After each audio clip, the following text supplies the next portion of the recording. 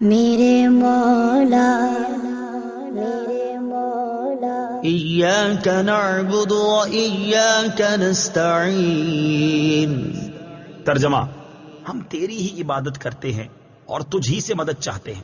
ایاک نعبد و ایاک نستعین، ہم تیری ہی عبادت کرتے ہیں اور تجھ ہی سے مدد چاہتے ہیں۔ تفسیر صراط الجنان میں اس کی تفسیر کچھ اس طرح ہے۔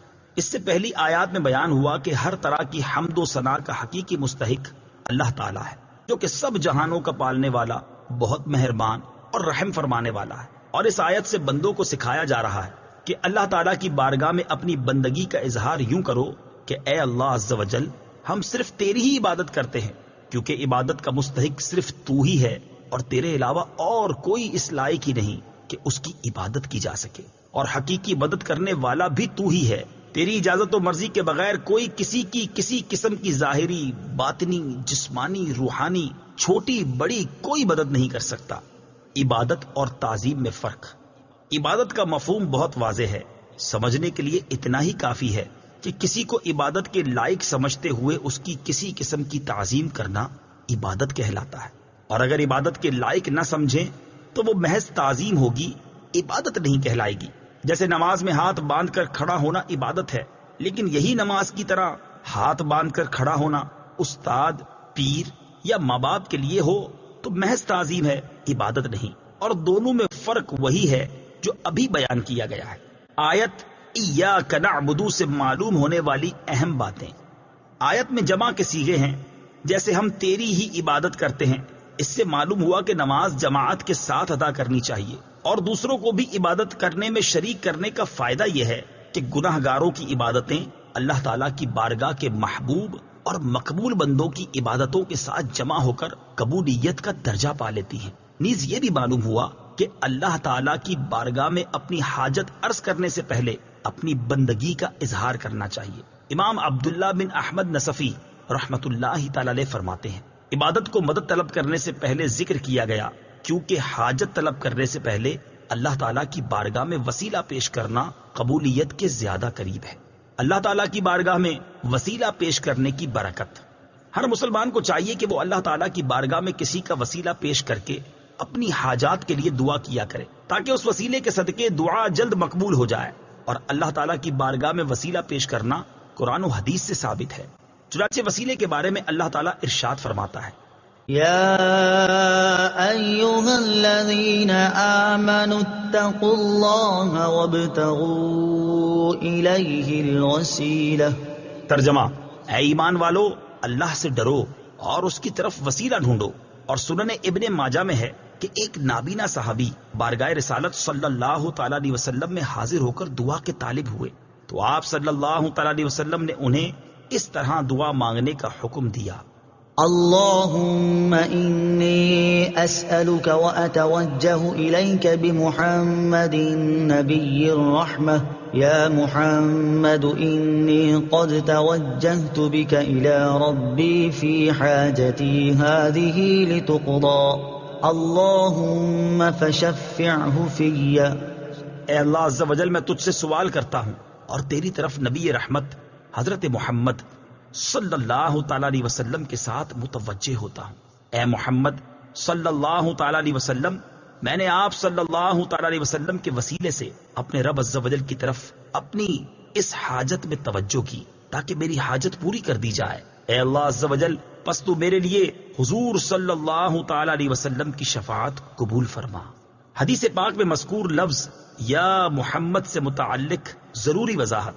اعلیٰ حضرت امام احمد رضا خان علیہ رحمت الرحمان فرماتے ہیں، علماء تصریح فرماتے ہیں، حضور اقدس صلی اللہ تعالی علیہ وسلم کو نام لے کر ندا کرنی حرام ہے، اور یہ بات واقعی محل انصاف ہے۔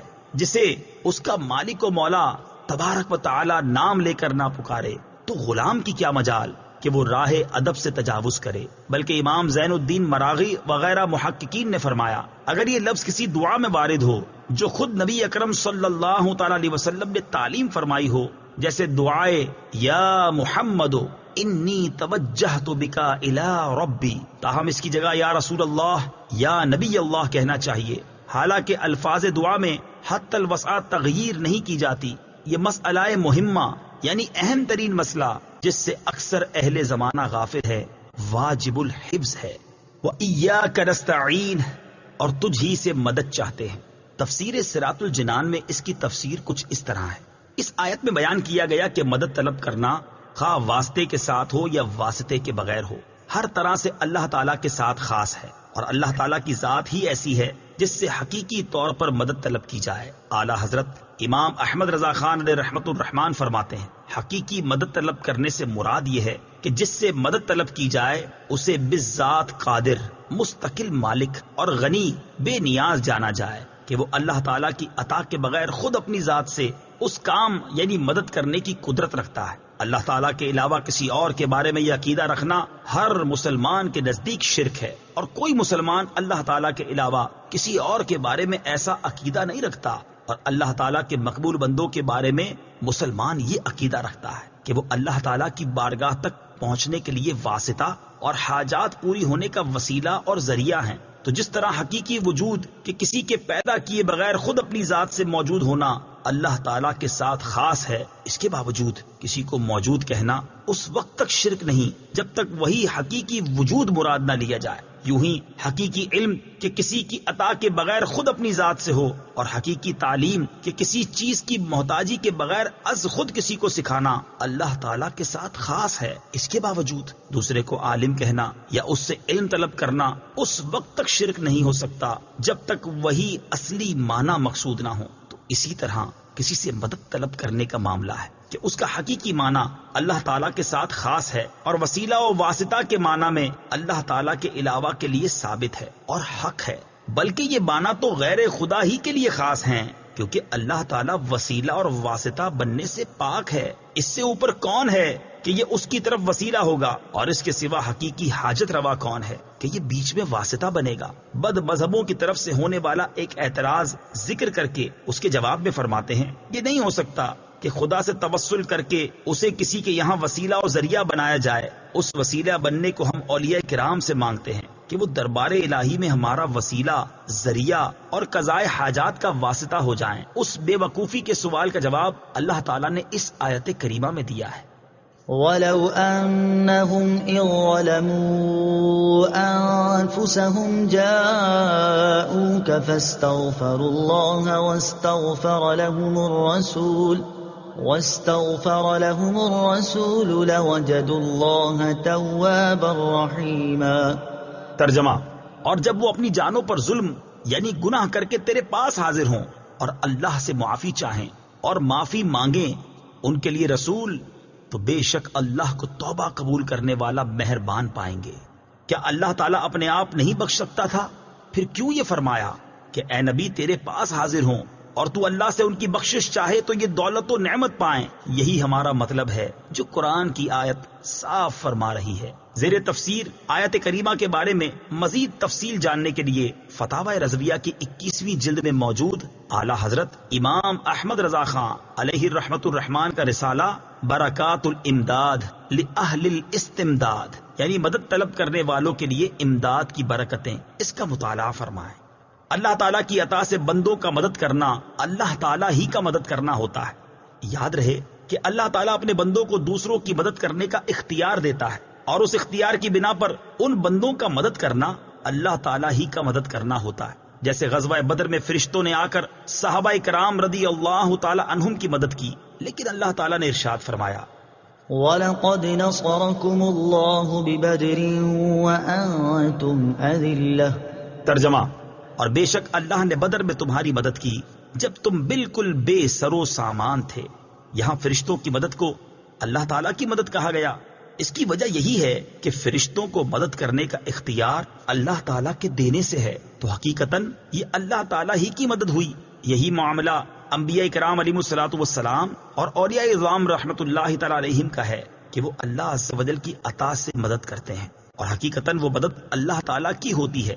جیسے حضرت سلیمان علیہ نبینا علیہ الصلوۃ والسلام نے اپنے وزیر حضرت آصف بن برخیہ رضی اللہ تعالی عنہ سے تخت لانے کا فرمایا، اور انہوں نے پلک جھپکنے میں تخت حاضر کر دیا۔ اس پر انہوں نے فرمایا ھذا من فضل ربی، یہ میرے رب کے فضل سے ہے۔ اور تاجدار رسالت صلی اللہ تعالی علیہ وسلم کی سیرت مبارکہ میں مدد کرنے کی تو اتنی مثالیں موجود ہیں کہ اگر سب جمع کی جائیں تو ایک ضخیم کتاب مرتب ہو سکتی ہے۔ ان میں سے چند مثالیں یہ ہیں۔ نمبر 1، صحیح بخاری میں ہے، نبی کریم علیہ الصلوۃ والسلام نے تھوڑے سے کھانے سے پورے لشکر کو سیر کیا۔ نمبر 2، بخاری شریف ہی میں ہے، آپ صلی اللہ تعالی علیہ وسلم نے دودھ کے ایک پیالے سے 70 صحابہ کو سیراب کر دیا۔